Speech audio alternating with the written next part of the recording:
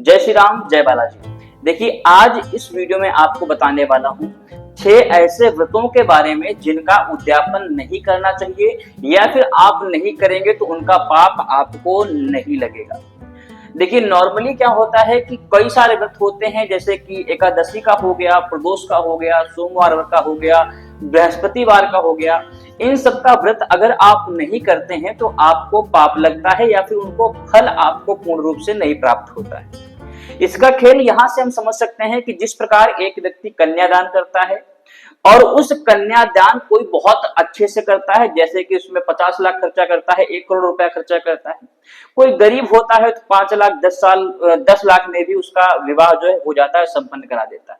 लेकिन विवाह तो तब भी हुआ ना, विवाह तो संपन्न हो रहा है। उसी प्रकार उद्यापन में विधियां तो बहुत हैं, बहुत तरीके से बताई गई हैं, लेकिन बहुत विधि विधान से नहीं, तो शॉर्टकट में या फिर संक्षिप्त में आप उसका उद्यापन कर सकते हैं, लेकिन करना बहुत आवश्यक होता है ऐसे उपायों का, जैसे कि प्रदोष हो गया, एकादशी हो गई, सोमवार हो गया, बृहस्पतिवार हो गया, या अनेक अनेक और जो व्रत आते हैं, इनका सबका उद्यापन करना बहुत आवश्यक होता है। सावन का जो व्रत होता है, 1 महीने का संकल्प लेते हैं, और ये सारे जितने भी व्रत होते हैं संकल्पित करना चाहिए।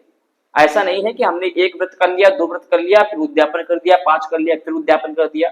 इसमें संकल्पित करना चाहिए कि हमने संकल्प लिया कि इतने व्रतों के पश्चात में इसका उद्यापन कर दूंगी।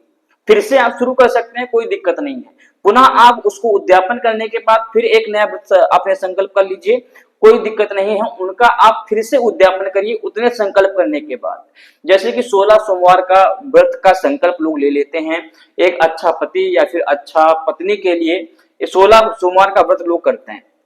ऐसा करने से इसका उद्यापन बहुत आवश्यक होता है। ऐसा नहीं कि 16 सोमवार व्रत कर लिया, उसके पश्चात आपने उसका उद्यापन नहीं किया तो फल आपको पूर्ण रूप से फल नहीं प्राप्त होता है। तो ऐसे में उद्यापन बहुत आवश्यक होता है। लेकिन 6 ऐसे भी व्रत हैं जिनका उद्यापन नहीं करना चाहिए। कौन कौन से व्रत हैं आज मैं इस पे बता दूंगा। क्यों नहीं करना चाहिए सबसे पहले मैं बता दूं, क्योंकि वो 6 के 6 जो व्रत हैं वो त्योहारों से जुड़े हुए होते हैं, और त्योहारों का कभी उद्यापन नहीं करना चाहिए। जो त्योहार होते हैं उनको सदैव आप कर करके छोड़ सकते हैं या फिर रेगुलर चला सकते हैं, लेकिन उनका कभी उद्यापन नहीं करना चाहिए, जो भी त्योहार से जुड़े हुए चीजें हैं। कौन से हैं व्रत? सबसे पहले मैं आपको बता दूं, सबसे पहला जो व्रत होता है वह होता है करवा चौथ का व्रत। करवा चौथ का व्रत जो भी व्यक्ति, जो भी स्त्रियां कर रही हैं, उनको उसका उद्यापन के लिए हवन करने की आवश्यकता नहीं है, या फिर हवन उनको उसके लिए नहीं करना चाहिए। दूसरा व्रत है नवरात्रि का हवन। नवरात्रि भी एक पर्व है, इसका भी हवन तो नॉर्मली लोग करते हैं, लेकिन वह उद्यापन में नहीं आता। मैं आपको बता दूं, व्रत आप करती हैं, कन्या खिला करके भोजन ग्रहण कर सकती है, लेकिन लोग कहते हैं इसका उद्यापन, वो उद्यापन नहीं है आपका। वह पूर्ण होने की एक प्रक्रिया है कि आपने हवन किया, उसके पश्चात आप, वरना उद्यापन की प्रक्रिया सिर्फ इतनी नहीं है कि आप हवन कर दीजिए। उद्यापन की पूरी प्रक्रिया जानना चाहते हैं तो कमेंट में नाम लिखिए, अपना नाम लिखिएगा, और साथ ही साथ क्या जानना चाहते हैं ये लिखिएगा। मैं आपको पूरी वीडियो बना करके बता दूंगा, ठीक है। तो अगर आप पूरी विधि जानेंगे तो बहुत लंबी विधि होती है, लेकिन ये सिर्फ हवन जो कर देते हैं आप, उसका उद्यापन नहीं है, उसको आप पूर्ण करते हैं। तो दूसरा हो गया नवरात्रि। तीसरा हो गया जो महाशिवरात्रि आती है। महाशिवरात्रि पर भी जो व्रत करते हैं, इसका उद्यापन का कोई नियम नहीं है, कहीं पर भी इसको उद्यापन नहीं करना चाहिए। खासकर शिवरात्रि का उद्यापन करने से आपको पाप लगता है, क्योंकि उद्यापन के पश्चात हवन बहुत आवश्यक होता है, और शिव जी को शीतलता चाहिए होती है। उनके रुद्राभिषेक में भी कभी भी आप देखे होंगे हवन नहीं होता है, तो उस समय भी आपको हवन कहीं नहीं करना होता है, उनका उद्यापन भी आपको नहीं करना होता है। साथ ही साथ आपको रामनवमी को भी उद्यापन, कई लोग होते हैं ना कि रामनवमी का हम व्रत करेंगे, या फिर कई इसके फल भी होते हैं।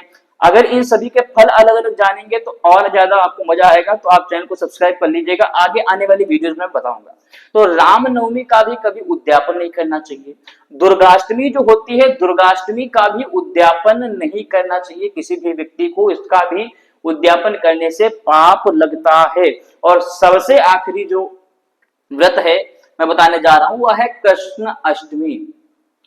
कृष्ण अष्टमी को भी आपको हवन नहीं करना चाहिए, या फिर यूं कह लें उनका व्रत का उद्यापन आपको नहीं करना चाहिए।